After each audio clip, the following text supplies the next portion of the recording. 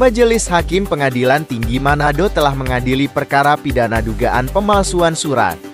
Pada amar putusan Majelis Hakim Pengadilan Tinggi Manado menyatakan terdakwa Oshinta Noviani WQ tidak terbukti bersalah melakukan tindak pidana sebagaimana yang didakwakan kepadanya, membebaskan terdakwa dari seluruh dakwaan, dan menetapkan barang bukti 1 lembar kutipan akta kelahiran dikembalikan kepada terdakwa.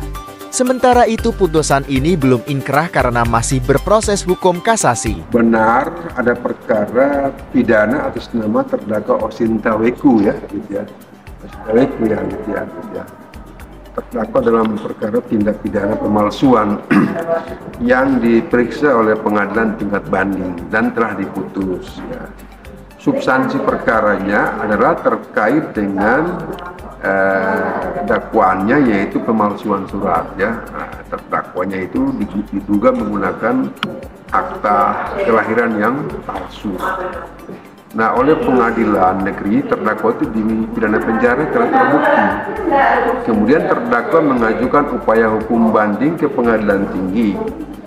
Nah, Majelis Hakim Pengadilan Tinggi berpendapat ya, dalam putusan itu sebenarnya putusan itu sudah dipublikasikan, tinggal dibaca saja.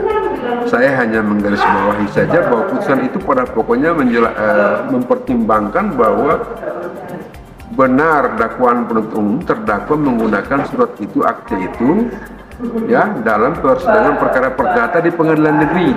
Itu sesuai dakwaan, memang betul. Tetapi akte kelahiran itu ada 2 akte. Yang pertama akte atas nama terdakwa itu lahir dari kakek dan neneknya atau oma dan opanya, dan itu akte yang tidak benar. Akte yang kedua itu menyebutkan dia adalah anak dari seorang ibu ya. Itu akte itu prosedurnya tidak benar, betul, tapi dia adalah anak kandung dari ibu itu. Nah, akte itu digunakan dalam perkara perdata itu dengan dalil gugatan bahwa dia adalah anak kandung dari ibu itu.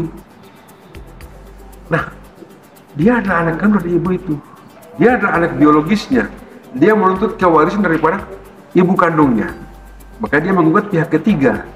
Nah, pihak ketiga ini merasa dirugikan karena menggunakan akte itu di dalam persidangan perkara perdata itu. Majelis Hakim banding berpendapat bahwa bukan soal substansinya, bukan soal aktenya, tapi dia adalah benar anak kandung dari ibunya itu, anak biologisnya, sehingga dia berhak menuntut hak kewarisan dari ibunya yang sudah meninggal. Jadi tidak ada perbuatan melawan hukum yang merugikan. Nah, unsur pemalsuan itu yang paling pokok adalah merugikan pihak lain, menggunakannya itu merugikan pihak lain. Akte ini tidak merugikan pihak tergugat dalam perkara itu. Karena apa? Memang betul dia adalah anak kandung daripada ibu yang tersebut dalam akte itu, anak kandungnya, sehingga dia berhak menuntut kewarisan dari almarhum ibunya. Soal ada atau tidak warisan itu adalah soal pembuktian dan soal kewenangan hakim perdata.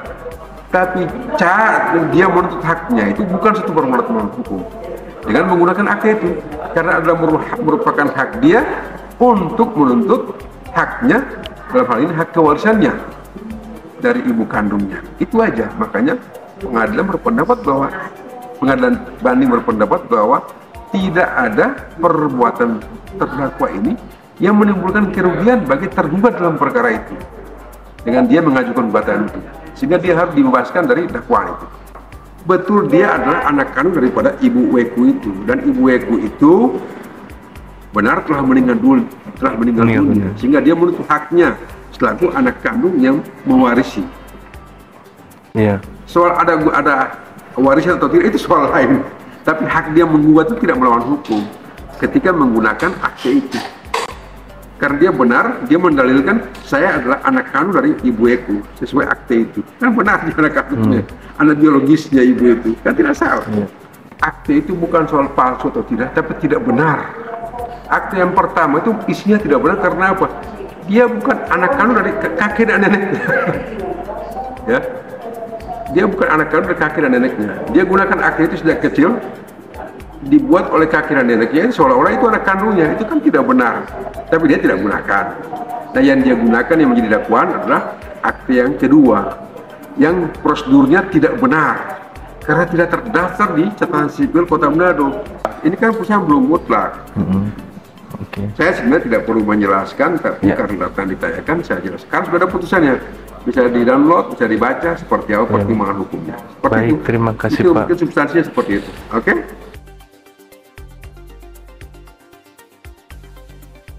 Terkait dengan perkara pidana akte palsu yang digunakan oleh saudari Osinta Weku, itu sudah diproses dari kepolisian, dan dia tidak puas dengan mengajukan pra peradilan, dan itu pun dikalahkan, dan kemudian oleh pengadilan negeri memutuskan bahwa Osinta itu bersalah, kemudian menjatuhkan pidana selama 5 bulan kepada Osinta dan menyatakan barang bukti berupa akte tersebut untuk dirampas dan dimusnahkan. Tapi keputusan dari pengadilan tinggi itu menyatakan bahwa Osin bebas dan aktenya dikembalikan. Akte yang digunakan Osin itu adalah tidak benar dan tidak terregistrasi, karena akte tersebut ada nomor registrasinya atas nama orang lain dan nomor